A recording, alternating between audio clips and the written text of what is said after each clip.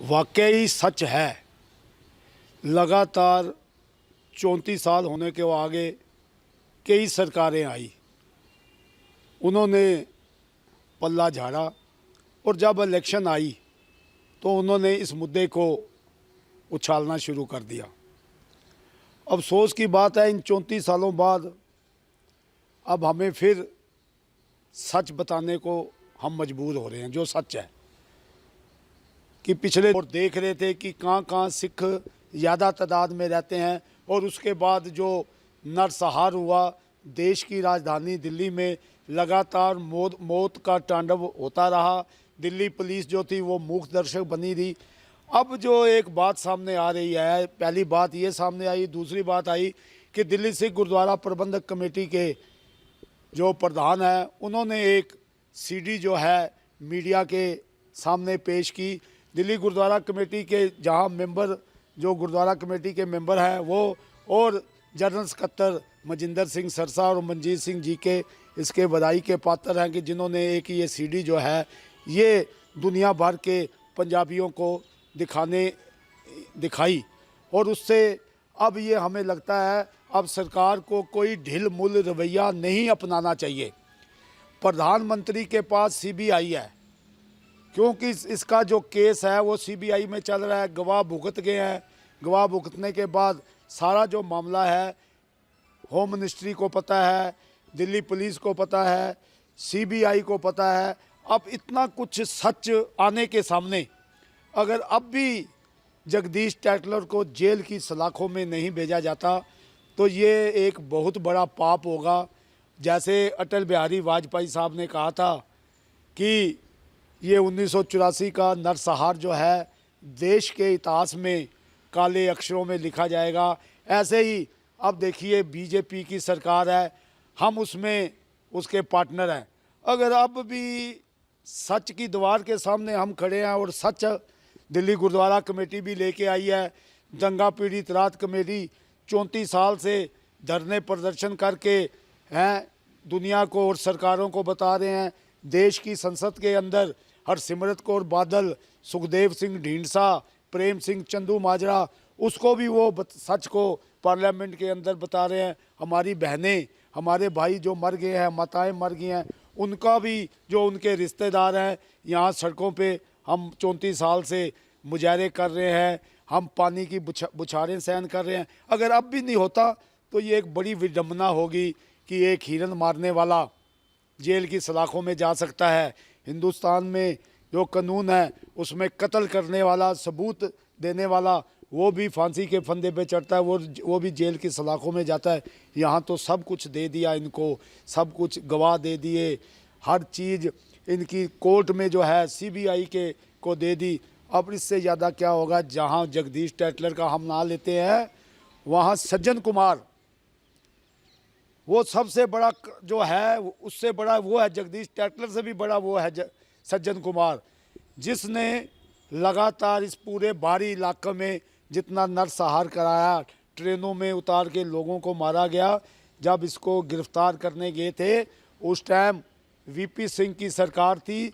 सबोध कान साहे जो state home minister थे, उन्होंने इसकी गिरफ्तारी के लिए पुलिस भेजी थी। तो वो उस टाइम जितने यूथ कांग्रेस के गुंडे थे उन्होंने पुलिस को भगा दिया था, जगह जगह पत्थरबाजी हुई थी। और उससे बाद मदन लाल खुराना की सरकार आई, दिल्ली में सीएम बने, उन्होंने भगत को अंदर करने की कोशिश की, मगर उनके हाथ भी भगत जो है वो नहीं लग सका।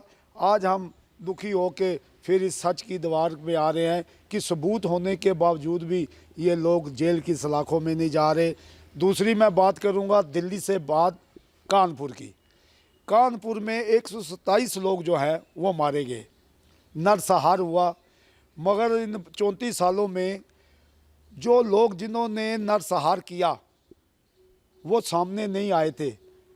लगातार लोग कुछ छोड़ के चले गए, कोई पंजाब चले गए, कोई जबलपुर में चले गए, जाके बस गए, मगर इंसाफ नहीं मिला। दंगा पीड़ित राहत कमेटी आरटीआई में गई और वहाँ पे जो सबूत सामने आए कि 32 लोग गुनहगार हैं इसमें, जिसमें सबसे बड़ा जो वहाँ गुनहगार था जिसकी डेथ हो चुकी है, कुशवाहा, जो उस टाइम मिनिस्टर थे, और नरेंद्र दत्त तिवारी जो थे वो सीएम थे।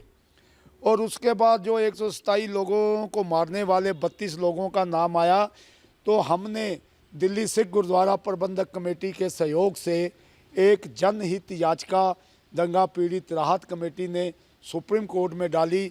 आज पूरे 1 साल हो गया है, और वहाँ पर भी जो सबूत हैं वो सब मिटा दिए गए। हमने जब दौरा किया कानपुर में थानों का, तो वहाँ पता चला कि जो एफआईआर की कापी हैं, एफआईआर आरटीआई बता रही है, मगर उनके वहाँ रिकॉर्ड ही ख़त्म कर दिए गए।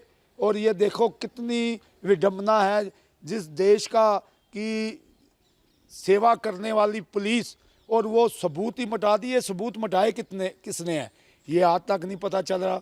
और हमने फिर सुप्रीम कोर्ट में जब जनहित याचिका डाली, उसमें सुप्रीम कोर्ट ने एक अपने फैसले में कहा कि केंद्र सरकार और यूपी सरकार जो है वो स्टेटस रिपोर्ट पेश करे। 11 महीने बाद केंद्र सरकार के जो गृह मंत्रालय, उसने रिपोर्ट पेश की। अब वो पेश जो है उससे अपना पल्ला झाड़ दिया उन्होंने। उसमें ये लिखा है कि यूपी सरकार जो है वो इसको देखे, उसको हम अख्तियार देते हैं, हम बोलेंगे नहीं, वो एसआईटी लागू कर सकी है। कमाल है जी, ऐसे कभी होता है कि केंद्र सरकार जो है, जिसके पुलिस उसके अंडर में है। हम मानते हैं कि यूपी सरकार जो आदित्यनाथ योगी हैं, 3 बार मैं उनको यहाँ दिल्ली में रकाबगंज गुरुद्वारे के सामने ये मिला था जब ये सीएम बने थे। इनको मैंने एक बात कही थी कि ऐसे लोगों का जो दोषी हैं, और इन्होंने मुझे 3 बार यही बात कही कि मैं दोषियों को बख्शूंगा नहीं। अगर आपने बख्शना नहीं है तो आप फिर स्टेटस रिपोर्ट जो है सुप्रीम कोर्ट में क्यों नहीं भेज रहे, और वो सुप्रीम कोर्ट में क्यों नहीं भेज रहे? इससे साफ नजर आता है। मुगल साहब, सवाल यहाँ पर यह बनता है कि पहले तो आप कहते रहे कि कांग्रेस की सरकार है इसलिए आपको इंसाफ नहीं मिल रहा। अब आपकी अपनी सरकार है जिसको आप भाईवाल सरकार कहते हैं। बादल साहब उसके अंदर काफ़ी समय, लंबे समय से रहे हैं। अब बीबी हरसिमरत कौर बादल है, प्रेम सिंह चंदू माजरा हैं, लेकिन उसके बावजूद क्यों इंसाफ नहीं मिल रहा? क्यों अभी तक? क्योंकि कभी भी ऐसा देखने में आता है कि अगर किसी के खिलाफ कोई सबूत, मतलब कुछ भी रिपोर्ट की जाती है तो पहले उस शख्स को गिरफ्तार किया जाता है, उसके बाद जाँच होती है। आज 10 दिन के करीब होने को आए, क्यों अभी तक जगदीश टैटलकर की गिरफ्तारी नहीं हो रही? क्यों गृह मंत्री उसके ऊपर कोई एक्शन नहीं ले रहे? देखो बात ऐसे है, इनको गृह मंत्री को ने जो बात कही है कि भाई उन्होंने भी माना है, हरसिमरत कौर बादल गए थे उनके पास मेमोरेंडम लेके, उन्होंने कहा कि हम इस पे जल्दी ही कोई कार्रवाई करेंगे। बात यह है कि जब इतने गंभीर आरोप इन पे लग गए हो, सब कुछ सामने आ गया हो, उनको फौरन अरेस्ट करके उनके साथ ढिलाई नहीं बरतनी चाहिए। उनको अरेस्ट करें, उनसे पूछताछ की जानी चाहिए।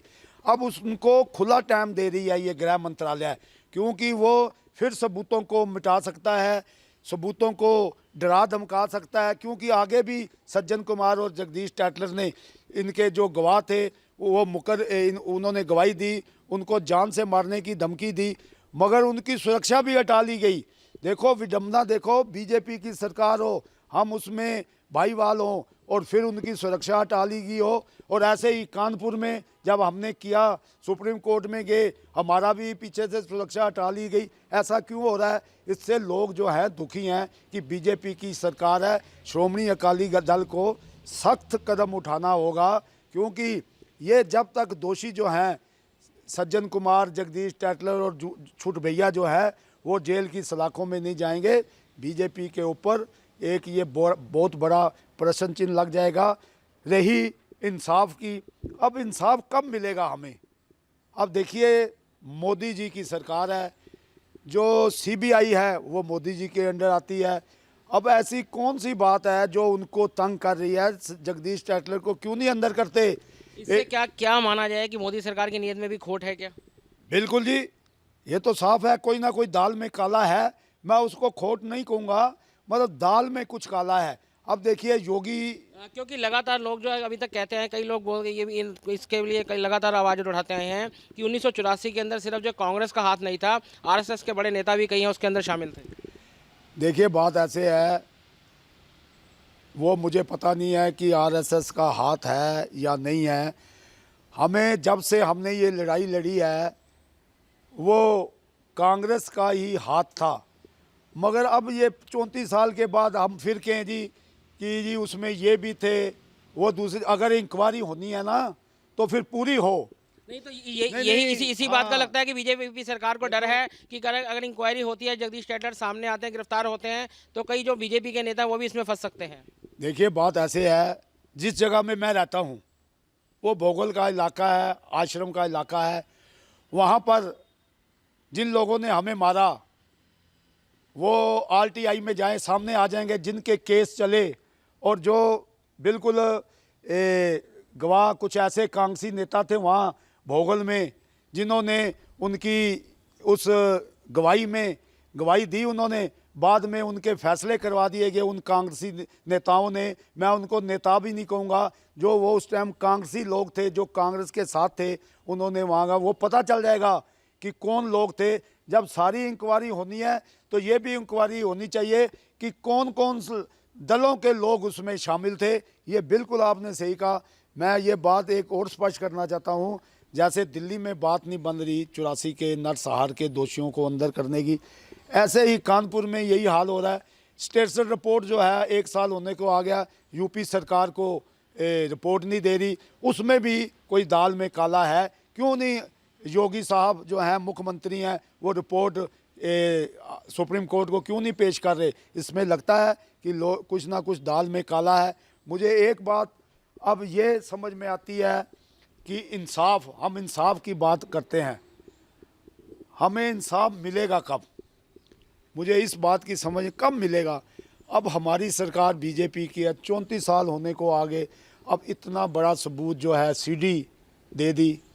भाई सीडी में आया कि वो कह रहा है कि मैंने 100 लोगों को मारा। उसके बाद उसने माना टैटलर ने कि मैं राजीव गांधी के साथ पूरा दिल्ली का रोड लगाया कि कहाँ कहाँ सिख है। अब और क्या सबूत चाहिए इनको?